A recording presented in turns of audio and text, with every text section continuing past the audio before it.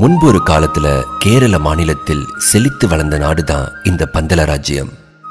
எங்க பார்த்தாலும் மரம், செடி, கொடி, பூக்கள்னு ரொம்பவே அழகான ஊரா இருந்துச்சு.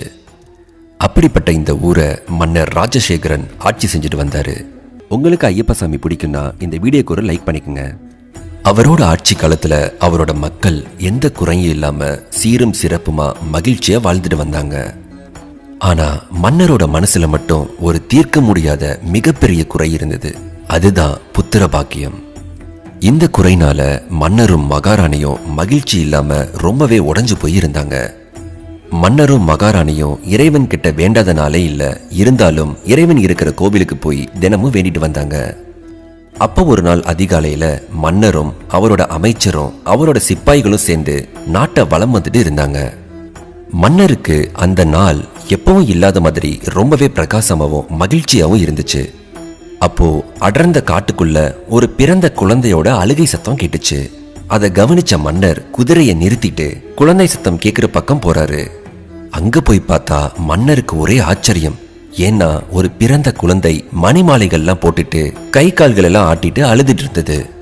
மன்னரோட மனசுல நிறைய கேள்வி வந்தது. யார் இந்த குழந்தை? இங்க எப்படி வந்தது? கொடிய மிருகங்கள் வாழும் இந்த அடர்ந்த காட்டுக்குள்ள இந்த குழந்தையை யார் விட்டுட்டு போனாங்க? உடனே சிப்பாய்களை கூப்பிட்டு, சிப்பாய்களே, இந்த குழந்தையோட பெற்றோர்கள் இங்க எங்கேயும் இருக்கிறார்களா என்று பாருங்கள்னு அனுப்பி வைக்கிறாரு. அதே மாதிரி கீழே இருந்த அந்த குழந்தைய தூக்கி கையில வச்சு அரவணைச்சுக்கிறாரு. சிப்பாய்களும் கொஞ்ச நேரத்திலே திரும்பி வந்து, அப்படி எந்த மனித நடமாட்டமும் இங்கே இல்லை மன்னா அப்படின்னு சொல்றாங்க. அதை கேட்ட மன்னருக்கு ஒரே மகிழ்ச்சி. ஆஹா, நான் பிரார்த்தனை பண்ணியதால் ஈசன் கொடுத்த வரம் தான் இந்த குழந்தை அப்படின்னு பக்கத்துல இருக்க அமைச்சர்கிட்ட சொல்றாரு. அதை கேட்ட அமைச்சரும், ஆமாம் மன்னா, மிகவும் மகிழ்ச்சியாக இருக்கிறது அப்படின்னு சொல்லிட்டு மனசுக்குள்ளேயே வஞ்சம் தீட்டிட்டு இருந்தான். ஏன்னா மன்னருக்கு வாரிசு கிடையாது. வாரிசு இல்லாத ராஜ்யம்னால மன்னருக்கு அப்புறம் இந்த ராஜ்யம் முழுசுமே நம்மளுக்கு தான் சொந்தம் அப்படின்னு நினைச்சிட்டு இருந்தான் அந்த அமைச்சர். ஆனா இன்னைக்கு அரசருக்கு காட்டுக்குள்ள ஒரு குழந்தை கிடைக்கவும் அமைச்சருக்கு தூக்கி வாரி போட்டுச்சு. இருந்தாலும் மனசுக்குள்ளேயே சரி இருக்கட்டும், காலம் வரும்போது இந்த குழந்தைய தீர்த்து கட்டிடலான்னு யோசிச்சுட்டு இருந்தான். அடுத்து அரசர் அந்த குழந்தையை எடுத்துக்கிட்டு ஊர்வலத்தோட ஊருக்குள்ள வந்தாரு. இந்த விஷயத்தை கேட்ட அரசி ரொம்பவே மகிழ்ச்சி பொங்க அரசரோட வருகைக்காக காத்துக்கிட்டு இருந்தாங்க. அடுத்து அரசர் வந்து அரசி கிட்ட குழந்தைய கொடுத்து நடந்த எல்லாத்தையும் சொல்லவும் ரெண்டு பேருக்குமே மனசுல இருந்த பாரமே குறைஞ்சது. அடுத்து ஊரையே கூப்பிட்டு பெயர் சூட்டி பெயர் வைக்கும் விழாவும் வச்சாங்க. இந்த குழந்தை பம்பா நதிக்கரையில மணி மாலைகளோட இருந்தனால மணிகண்டன் அப்படின்னு பெயரும் வச்சாங்க.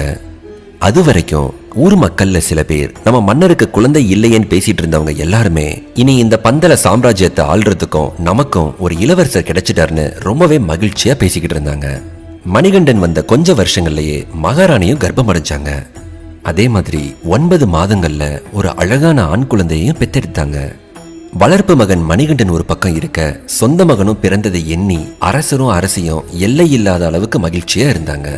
இத பார்த்த அமைச்சர் மனசு உடைஞ்சு போனான்.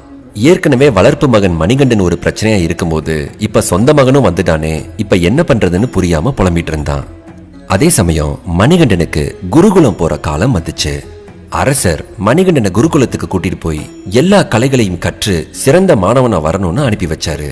மணிகண்டனோ தந்தையின் ஆணைப்படி சில காலங்கள்லயே வில்வித்தை, சண்டை, கல்வி, ஞானம் இப்படி எல்லா கலைகள்லையுமே மிக சிறந்த மாணவனாக விளங்கினாரு.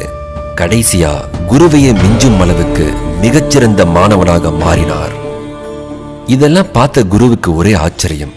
இவ்வளவு திறமை மிக்க மாணவரை என் வாழ்நாளில் நான் பார்த்ததே இல்லை. இந்த மணிகண்டன் ஒரு சாதாரண குழந்தையே அல்ல, இவர் கண்டிப்பாக ஒரு தெய்வத்தின் அம்சமாகத்தான் இருக்க வேண்டும் அப்படின்னு மனசுக்குள்ளேயே பேசிக்கிட்டாரு. மணிகண்டனோ குருகுலத்தை முடிச்ச உடனே குரு தட்சணையா அவர்கிட்ட இருக்க பொருட்களை தன்னோட குருட்ட கொடுக்கறாரு. ஆனாலுமே குருவுக்கு முகத்துல சந்தோஷமே இல்ல. அத பார்த்த மணிகண்டன், குருவே, உங்களுக்கு கொடுக்கறதுக்கு என்கிட்ட இதை தவிர வேற எதுவுமே கிடையாது. உங்களுக்கு எதுவும் வேணும்னா கண்டிப்பா கேளுங்க, நான் செய்யறேன்னு சொல்றாரு. அதுக்கு குரு, மணிகண்டா, பொன்பொருள் மேலெல்லாம் எனக்கு எந்த நாட்டமும் கிடையாது. இது எல்லாம் நிலையில்லாதது. ஆனா என் மனதை வேறொரு கவலைதான் ஆட்கொள்கிறதுன்னு சொல்லியிருக்காரு. அதுக்கு மணிகண்டன் உடனே என்ன பிரச்சனைன்னு கூட கேட்காம, குருவே, உங்கள் மனதில் இருக்கும் அந்த பிரச்சனையை நான் அறிவேன். நீங்கள் எதற்கும் கவலைப்பட வேண்டாம். உங்கள் மகனை அழைத்து வாருங்கள். அவருக்கு இருக்கும் அந்த வாய் பேச முடியாத பிரச்சனையை நான் குணமாக்குகிறேன் அப்படின்னு மணிகண்டன் சொல்றாரு. அதை கேட்ட குருவுக்கு ஒரே ஆச்சரியம். என்னடா, நாம் என்ன பிரச்சனை என்றே சொல்லவில்லையே, ஆனால் இந்த மணிகண்டன் எப்படி சொல்கிறார்? நாம் நினைத்தது சரிதான், இவர் சாதாரண குழந்தையே கிடையாது, தெய்வத்தின் வடிவமான தெய்வ குழந்தைதான் அப்படின்னு மனசுக்குள்ளேயே பேசிக்கிறாரு. அதே மாதிரி குருவும் அவரோட பையனை கூட்டிட்டு வந்து மணிகண்டன் முன்னாடி நிப்பாட்டுறாரு.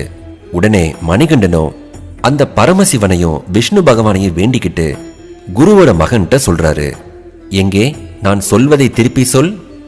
ஓம் நம சிவாய, ஓம் நமோ நாராயணாய.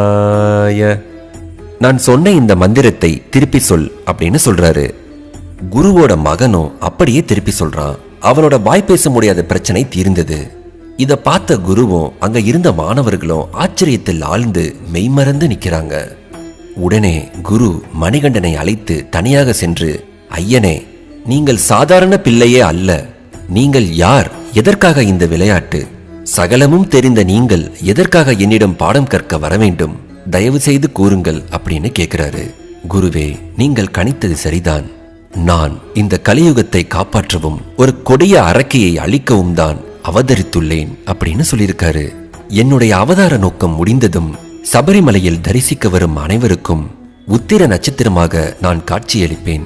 இதுவே நான் உங்களுக்கு தரும் குருதட்சணை அப்படின்னு சொல்லுறாரு. குருகுலம் முடிச்சிட்டு மணிகண்டன் அரண்மனைக்கு திருப்பி வராரு. அரண்மனையில அரசரும் அரசியும் ரொம்பவே மகிழ்ச்சியோட அவரை வரவேற்கிறாங்க. அதே மாதிரி அரசியோட சொந்த மகன் ரொம்ப நாள் கழித்து தன்னோட அண்ணனை பார்த்த உடனே ஓடி வந்து கட்டி அணைச்சுக்கிறான். அண்ணா, எப்படி இருக்கிறாய் அப்படின்னு நலமும் விசாரிச்சான். அதே மாதிரி அரசியும், ஆஹா, என்னுடைய மகன் எவ்வளவு அழகு, அழகு மட்டும் இல்ல, அறிவிலும் சிறந்து விளங்கும் என்னோட மகனை பாருங்கன்னு கட்டி அணைச்சுக்கிறாங்க. விதியோட கண்பட்டு எவ்வளவு பாசமாயிருந்த தாயின் மனசும் மாறுச்சு. இதுக்கு காரணம் என்னன்னா, அரசியோட சொந்த மகன். மணிகண்டன் வந்த பின்னாடியும் அரசி தன்னோட சொந்த மகனை மட்டுமே கவனிச்சிட்டு இருந்தாங்க. அதை பார்த்த அமைச்சருக்கு ஒரே மகிழ்ச்சி. மணிகண்டனை பார்க்கும் போதெல்லாம் தான் அரியணை ஏறாவிட்டாலும் மணிகண்டன் ஏறவே கூடாதுன்னு வஞ்சம் தீட்டிட்டு இருந்தான். அதுக்காக நிறைய சதி திட்டமும் போட்டான். மணிகண்டனுக்கு கொடுக்கும் பால்ல விஷத்தையும் கலந்தான். அந்த விஷம் கலந்த பாலை குடிச்சதும் மணிகண்டன் மயக்கமாகிட்டாரு. உடனே அரசர் பல வைத்தியர்களை அழைத்து மணிகண்டனை சரி செய்யும்படி ஆணையிட்டார். ஆனாலும் எதுவுமே கை கொடுக்கல, மணிகண்டனை காப்பாற்ற முடியல. இந்த நிலையில சிவபெருமான் வைத்தியரோட வேடத்துல வந்து மணிகண்டனை காப்பாத்தினாரு. மணிகண்டன் உயிர் பிழைச்சதை நினைச்சு அமைச்சருக்கு தூக்கி வாரி போட்டுச்சு. எப்படி காப்பாற்றினார்கள்? இது எப்படி சாத்தியம்? இந்த மருந்திலிருந்து தப்பிக்க வாய்ப்பே இல்லையே அப்படின்னு புலம்பிட்டு இருந்தான். சரி போகட்டும், அடுத்த முறை என்னிடமிருந்து தப்பிக்க முடியாதுன்னு வேற ஒரு திட்டத்தை போட்டுட்டு இருந்தான். இதுக்கிடையில மணிகண்டனோட திறமைகள் எல்லாம் பார்த்த மன்னர் அவரை இளவரசனாக்குறதுக்கு ஏற்பாடு செய்யறாரு. அதே மாதிரி அரசபையில எல்லாத்தையும் கூப்பிட்டு, மணிகண்டனுக்கு இப்பவே இளவரசராக பட்டம் சுட்டிட்டா சிறிது காலம் கழித்து என்னுடைய ஓய்வுக்கு பின்னாடி மணிகண்டன் அரசராகிறதுக்கு முழு தகுதியும் இருக்குன்னு சொல்றாரு. இதை கேட்ட இளவரசையும் கொஞ்சம் முக வாட்டத்தோட தான் இருந்தாங்க. அதை கவனிச்ச அமைச்சர் அரசிய வச்சே காய் நகத்தலான்னு இன்னொரு திட்டமும் போட்டான். அதே மாதிரியே அன்னைக்கு இரவே அரசிய தனியா சந்திக்கிறான்.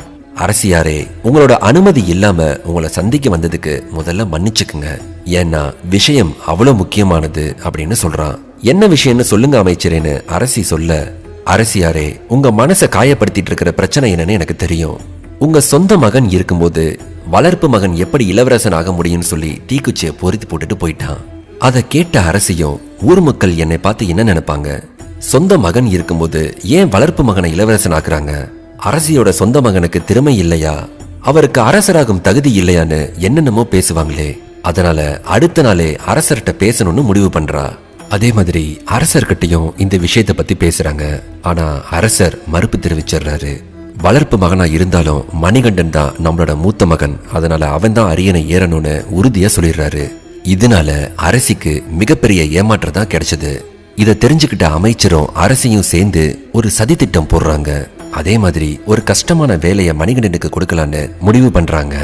இந்த வேலையை செஞ்சு முடிக்கும் போது மணிகண்டன் கண்டிப்பா திரும்பி வர முடியாது. இதனால நம்மளோட மகன் தான் இளவரசன் ஆக முடியும்னு அரசியும் இந்த திட்டத்துக்கு ஒத்துக்கிட்டாங்க. இந்த வேலைக்காக ஒரு வைத்தியருக்கு பணம் கொடுத்து நடிக்கவும் வச்சாங்க. அந்த திட்டத்தின்படியே அரசி உடம்பு முடியாத மாதிரி பொய்யா நடிக்கிறாங்க. அதே மாதிரி அரசிக்கு தீர்க்க முடியாத தலைவலி வந்துருச்சு. இந்த தலைவலியை சரி பண்ணணும்னா புலிப்பாலை கொண்டு வரணும். அது மட்டும் இல்லாம இந்த புலிப்பாலோட சேர்த்து